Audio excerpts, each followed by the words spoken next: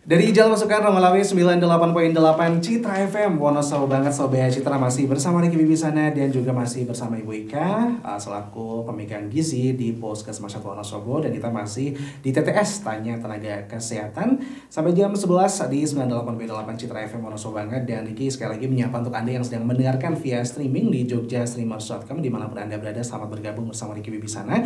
Jadi Citra FM bisa didengarkan di mana-mana ini Bu Ika. Selama ada internet bisa Citra FM, siap, ya. mantap. Mungkin Bu Ika ketika nanti sedang berlibur ya. Oh, boleh. Berlibur ke luar negeri misalnya bisa Aduh, juga ya dari Citra FM ya. Siap. Oke, lanjut lagi ya Bu Ika tentang tema Hari Gizi yang kemarin udah udah diperingati tanggal 25 Januari. Iya. Biasanya Bu Ika ini setiap hari memperingati Hari Gizi itu apa aja yang dilakukan, Bu? Iya. Setiap hari gizi itu kita biasanya memang membuat momen-momen yang tidak seumumnya kita lakukan di setiap puskesmas masing-masing, tapi kita di sini dalam wadah Persagi atau Persatuan Ahli Gizi Indonesia, kita mengadakan momen-momen yang pernah dilakukan ini, mohon maaf tahun lalu kita ada di Desa Kapencar. Desa Kapencar. Ya, di mana ikutnya Kali Kretek ya, kecamatannya atau Kali Kajar kayaknya Bu ya, Kapencar. Desanya Kapencar, ikutnya Kretek. Ya. Iya. Masuknya di Puskesmas Kretek 2. Iya, di sana kita memantau untuk angka stuntingnya yang memang di sana cukup tinggi. Kita lakukan edukasi dan pemberian contoh makanan yang sehat kepada bayi dan balita. Kemudian edukasi kepada ibu kader seperti itulah. Untuk tahun ini kita mengadakan kegiatan penyuluhan saya tidak menyebutkan sekolahnya dulu ya karena kemarin baru saja dibicarakan, tapi kayak kita belum rembukan lagi. Jadi begini, ada nanti satu sekolah remaja putrinya kita kumpulkan, kita berikan edukasi, kita berikan wawasan kepada mereka bagaimana untuk mencegah anemia. Mas Diki juga perlu tahu bahwa dari sejumlah sampel yang kita ambil, baik SLTP sederajat atau SLTA sederajat itu, HB-nya anak-anak itu, waduh, separuh itu anemi, separuhnya tidak. Jadi angka anemi untuk remaja putri kita walaupun tidak seluruhnya disampel, tapi kemarin itu dari sekitar 2000-an sekian, itu 1000 sekian anemi. Iya. Cukup mengkhawatirkan juga ya. Iya, ini calon ibu ya.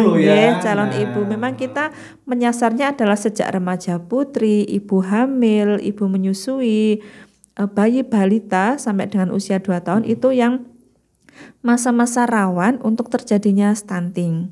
Nah, terus Mas, itu dari sekian yang tadi diperiksa HB-nya, itu juga sekaligus kita cek untuk lingkar lengan atasnya atau lila itu yang normal kan di atas 2-3,5. Itu juga separuhnya itu kurus-kurus. Nah, ini calon-calon ibu ini ya seperti itu. Jadi itu temuan dari Bu Ika dan teman-temannya. Jadi itu kita ada datanya, by name, by address-nya ada. Jadi wah kok seperti ini ya kondisinya ya. Jadi mereka untuk nyon sewu sebelum menjadi ibu, pada saat mereka masih belajar, bagaimana mereka bisa fokus untuk menerima materi pelajaran dari Bapak Ibu guru, sementara dari dirinya sendiri sudah tahu sendirilah anemi itu ada yang 5L itu ya, lemah lunglai lesu lalai seperti itu. Jadi memang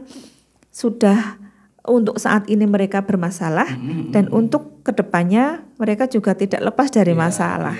Padahal nantinya kalau misalnya sudah melahirkan putra putrinya, ibu itu yang paling utama untuk sebagai pendidik pertama sebelum sekolah ya Bu. Iya betul Mas Diki. Jadi berarti kalau anemia itu betul kekurangan kalsium ya Bu ya? Anemia itu adalah kekurangan HB. Zat besi. Tidak hanya zat besi ya Mas ya, cuman salah satunya itu, akan tetapi kita lebih menyasarnya memang berarti kadar HB-nya rendah, di mana itu harus disuplai dengan tablet tambah darah yang remaja putri sekarang dapatkan di sekolah SLTP SLTA itu 1 butir untuk 1 minggu. 1 butir untuk 1 minggu. Iya, dan kita sudah dropping nanti insya Allah selesai sampai dengan bulan Juni. Begitu. Ya, seperti itu. Oke, Bu Ika, ini menurut Bu Ika dan teman-teman dari ahli kesehatan gitu, ini apa sih faktor apa sih Bu yang menyebabkan banyaknya gitu ya siswi-siswi gitu ya para perempuan muda di Wonosobo ini kok banyak yang HB-nya rendah ataupun anemia? Kalau dari kita belum melakukan wawancara secara deep interview ya Mas, akan tetapi secara umum itu kalau misalkan ditanya oleh Bapak Ibu guru, memang mereka pola makannya itu yang tidak sarapan banyak Mas tidak sarapan banyak. Setelah itu mereka jajannya sembarangan. Kalau zaman kita dulu sekolah ya Mas, di kantin itu isinya apa aja sih? Nah gitu. Kantin-kantin sekolah sampai sekarang itu yang dominan itu adalah lemak dan karbohidrat. Ciki-ciki gitu. Iya, memang enak, tapi proteinnya sedikit sekali. Apalagi vitamin dan mineral, mana ada sih sekolah yang menjajakan yang bervitamin dan mineral? Ada sih, cuman prosentasenya itu sedikit sekali. Iya, lebih banyak yang non sewu nggih Mas, ini kayak mie instan, terus gorengan, tempe kemul, geblek dan lain sebagainya. Di mana itu dimakan selama dia sekolah di situ. Mas Riki bisa bayangkan di rumah tuh nggak pernah tuh makan mie, tapi setiap hari di sekolah makannya mie terus. Nah seperti itu dan gorengan. Saya pernah menungguin itu di kantin sekolah, nggak usah saya sebutkan sekolahnya. Memang saya sengaja datang sebelum istirahat. Masya Allah itu tempe kemulnya menggunung tinggi sekali, tempe kemul, tahu, geblek dan sejenisnya. Begitu saya pas jam istirahat, saya agak mundur nih, saya lihat dari jauh. Selesai istirahat udah hilang. Beneran kayak ditelan bumi ya Bu Ika ya. Jadi memang luar biasa banget sih ya. Betul. Mungkin faktor ini kali ya, kayak di Wonosobo itu kan dingin gitu. Jadi makan gorengan yang hangat itu kayak sesuatu gitu Mas. Iyalah. Kalau dilihat dari proteinnya mungkin ada tempenya ya Mas. Cuman itu tidak seberapa dibandingkan karbohidrat dan lemak yang ada di situ. Terus gini Mas, anak-anak kita itu kan suka lihat drakor ya Mas. Ya. Di drakor itu ada yang gemuk nggak sih? Nggak ada ya. Semuanya kan nggak ada yang seperti saya ini. Udah body goal semua ya. Waduh, iya body goal semua. Pada akhirnya itu ini ada juga yang orang yang saya tahu ya masih sekolah. Kemudian ibunya ketemu dengan saya dan anaknya juga. Bu Ika, ini loh. Saya pangling kan, Mbak kurus banget. Kemarin kayaknya nggak segitu deh. Gitu. Bu Ika, iya ini anak saya masih sekolah. Sudah nggak makan nasi ini 4 bulan gitu. Waduh, ya memang bodinya jadi body goals ya Mas. Akan tetapi saya berikan edukasi seperti ini. Mbak, kalau artis itu nggak makan nasi, dia punya penggantinya dan dia tuh konsultasi sama dokter gizi loh. Nah, kalau jenengan sama sekali nggak makan, itu ada organ-organ di tubuh Anda yang membutuhkan karbohidrat itu jadi rusak. Non sewu Mas, yang ketara banget adalah tidak bisa berpikir jadi pelupa. Jadi pelupa. Saya juga pernah Mas, saya mencoba seminggu, kan saya jadi Lola ya. Saya bilang gitu. Aduh, jadi memang. Semua pernah deh, saya juga pernah. Pernah ya Mas, seminggu ya Mas. Dikirakan nggak makan nasi kan bisa mengurangi ini ya. Dan ternyata enggak gitu loh. Kita juga butuh nasi ternyata. Butuh karbohidrat ya. Iya. Itu memang salah satu makanan otak Mas. Karbohidrat yang sederhana atau kompleks itu, nasi termasuk kompleks ya, itu termasuk untuk nutrisi otak. Kalau hanya dalam jangka waktu pendek nggak masalah, akan tetapi untuk jangka waktu yang panjang itu akan menyebabkan lola.